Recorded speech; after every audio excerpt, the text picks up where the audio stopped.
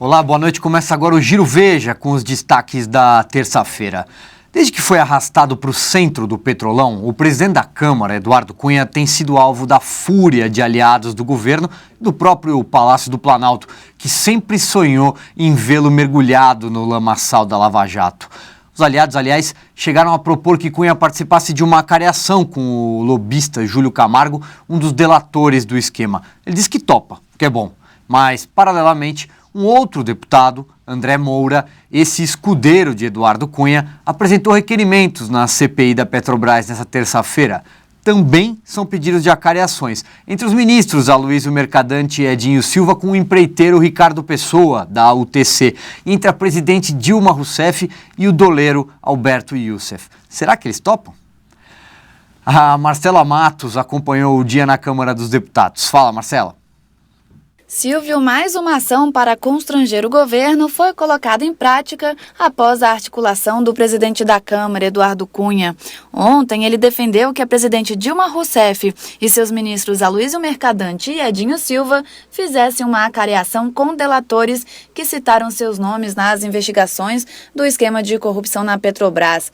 Hoje, não por coincidência, um de seus principais aliados, o deputado André Moura, protocolou justamente esse pedido na CPI da Petrobras.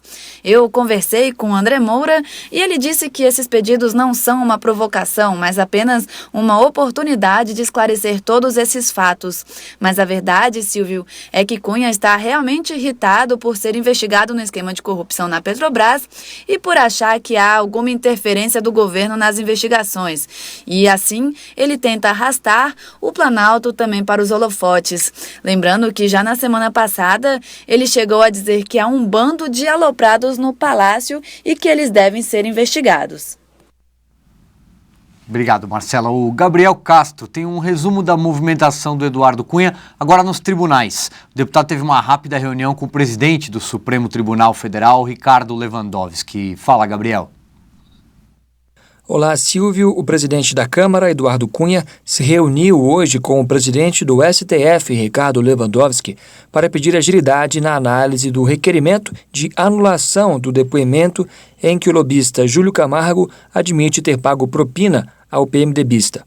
Cunha também reforçou o pedido de que o caso seja analisado em um inquérito no Supremo Tribunal Federal e não na Justiça Federal do Paraná, sob o comando do juiz Sérgio Moro.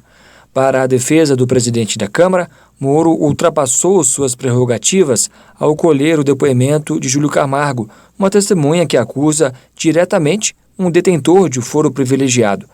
Mais cedo, Ricardo Lewandowski havia pedido que Sérgio Moro se pronunciasse sobre a reclamação de Eduardo Cunha, o que é um procedimento padrão nesses casos.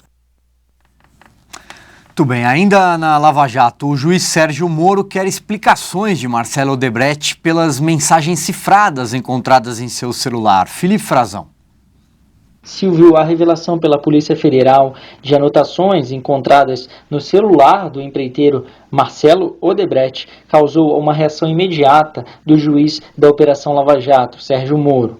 Sérgio Moro classificou como perturbador um trecho específico dessas anotações, em que Marcelo Odebrecht revela, por exemplo, parte de sua estratégia de defesa, uma tentativa de atrapalhar as investigações, também cita as iniciais de uma série de políticos e outras preocupações. Moro deu um prazo de 48 horas para que os advogados do empreiteiro e de mais 2 diretores da Odebrecht prestem esclarecimentos sobre esses apontamentos encontrados no celular do dono da empresa.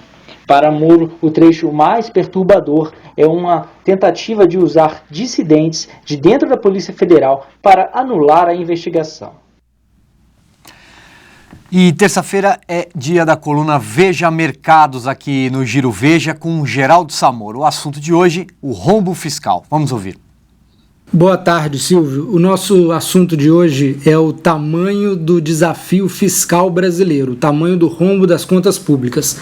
A gente já sabe que no ano passado o Brasil fechou com um déficit público de 32 bilhões de reais e que se o ministro Joaquim Levy fosse cumprir a meta prometida de 2%, a gente teria aí que ter um esforço de arrecadação de mais ou menos 150, 160 bilhões de reais. Mas esses 2% do PIB, que é a meta prometida para o ano que vem, ela não estabiliza a relação dívida-PIB, ou seja, o tamanho da nossa dívida em relação à riqueza gerada no país. Para isso, o ajuste que tem que ser feito é da ordem de 200 bilhões de reais. Hoje, no Veja Mercados, a gente está falando sobre um artigo dos economistas Mansueto Almeida, Marcos Lisboa e Samuel Pessoa, chamado O Ajuste Inevitável. É um artigo bem interessante e importante para o país, porque pela primeira vez ele tenta quantificar os gastos públicos que já estão encomendados, o aumento do gasto público que está encomendado para até 2030.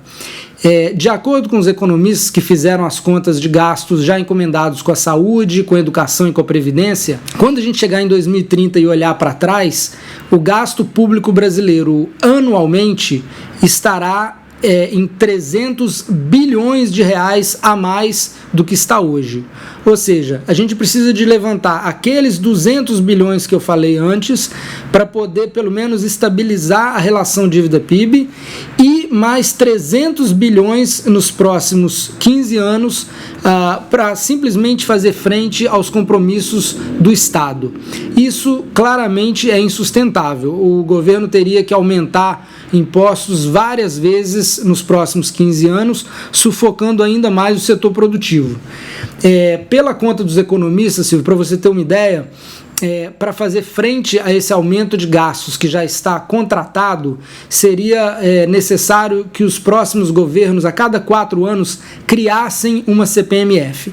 Nós não estamos falando de criar uma CPMF agora e renová-la a cada 4 anos. Nós estamos falando de, a cada 4 anos, criar uma nova CPMF em cima da CPMF que já existe, e assim até 2030. Está na hora da sociedade começar a debater muito isso, porque não vai ser apenas esse ajuste fiscal de agora que a gente mal e porcamente consegue fazer que vai resolver a situação fiscal brasileira. Se é que o governo vai conseguir fazer esse ajuste inevitável. Obrigado, Samoro. O Giro Veja termina aqui, mas a programação de TV já continua. Boa noite.